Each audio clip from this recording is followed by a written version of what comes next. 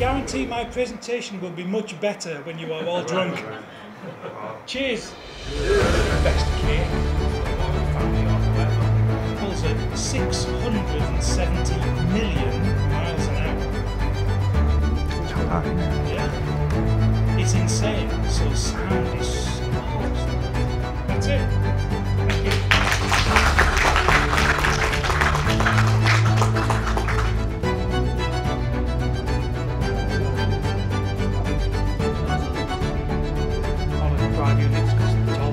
They need.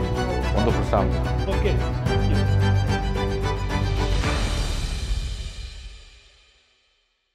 네, 오늘 이렇게 소비코 AV에서 준비한 파이노디오 빈티지 시리즈, 빈티지 클래식 시리즈 론칭 행사를 잘 봤습니다.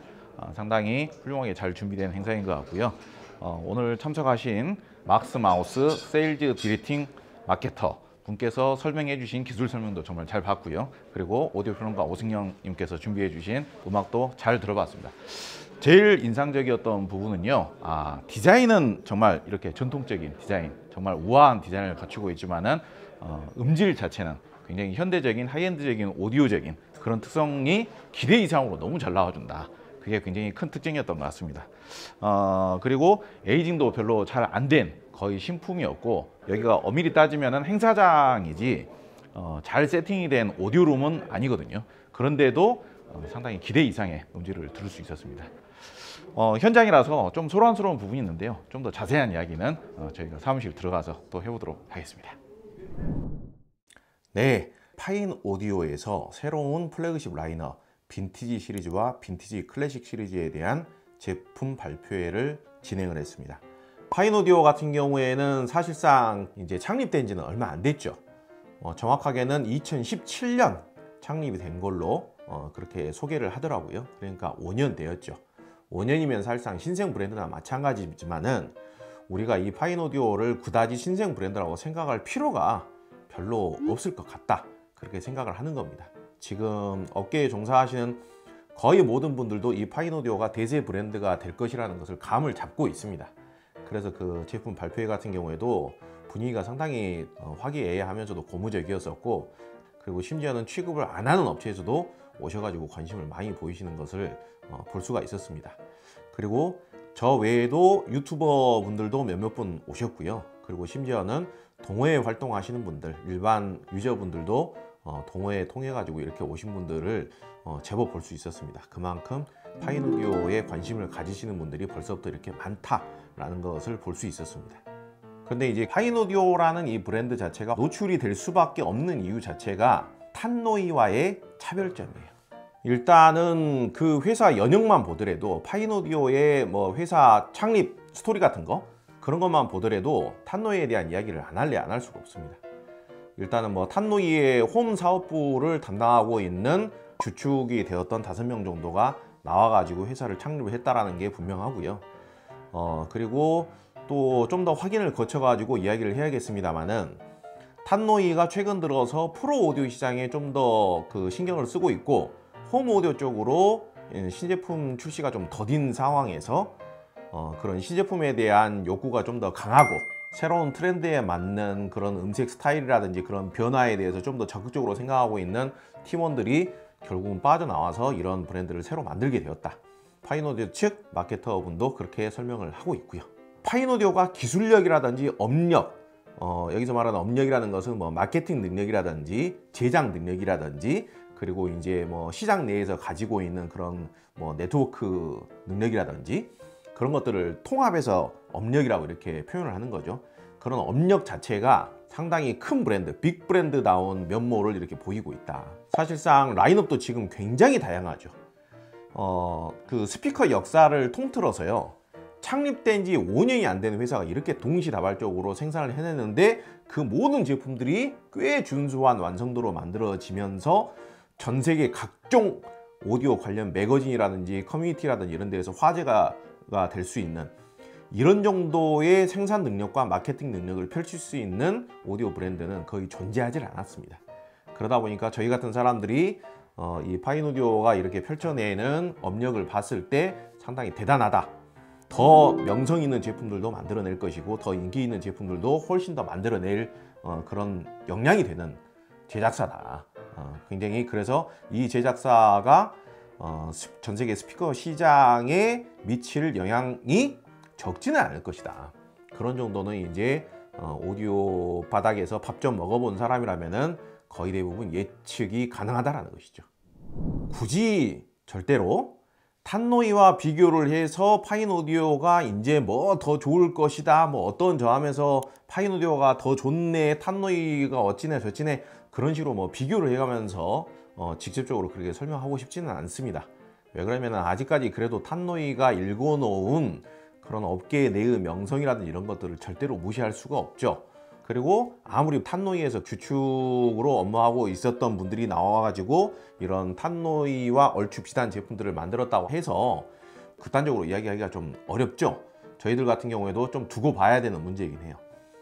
그런데 아직까지 팩트로 확인된 부분들, 탄노이와 파인오디오가 가지고 있는 명확한 차이점에 대해서 좀 설명을 하자면요, 탄노이라고 한다면 일단 떠오르는 것은 그 프레스티지 시리즈 특유의 굉장히 고풍적이면서도 낭만적인 아름다운 스피커의 디자인, 그걸 일단은 빼놓을 수는 없겠죠. 사실 음질도 다른 데서 함부로 흉내내기가 쉽지가 않죠. 이거는 누가 됐든지 집에 한 대 넣고 싶을 정도로 그런 정도의 로망이 느껴지는 그런 멋이 있습니다. 그리고 탄노이가 그 세계를 만들어 왔었고요. 그런데 파인오디오는 분명히 이게 독립을 하면서 우리는 뭔가 탄노이하고는 차별되게 가야 돼 라는 그런 목표 지향점 같은 게 분명히 있었을 겁니다. 일단 탄노이 스피커를 보면은요, 나무로 만들어져 있죠. 특히 중요한 부분은 스피커의 바닥면을 보세요. 스피커의 바닥면을 보면은 나무 전체가 스피커 하단 바닥과 완전히 밀착이 되어 있죠. 심지어는 스피커 뒷면을 삼각형 형태로 만들어서 벽의 모서리에 이렇게 딱 붙일 수 있게 디자인을 하기도 하죠. 그건 어떤 것을 의미하냐면요, 울림을 더 증폭을 시키는 겁니다. 울림을 깔끔하게 차단하는 게 아니고 울림을 더 웅장하게 늘리려고 하는 거예요. 그게 이제 탄노이가 가지고 있는 일종의 습성이에요. 그런데 거기에서 약간 차별화가 된 것이 이제 파인오디오인데, 파인오디오는 보면은요, 이번에 새로 나온 빈티지 시리즈도 그렇고 기존에 있었던 이 F1 시리즈도 그렇고, 그리고 그 외에 뭐 500 시리즈도 그렇고 700 시리즈도 그렇고, 유독 이 회사는 받침을 금속을 많이 써요.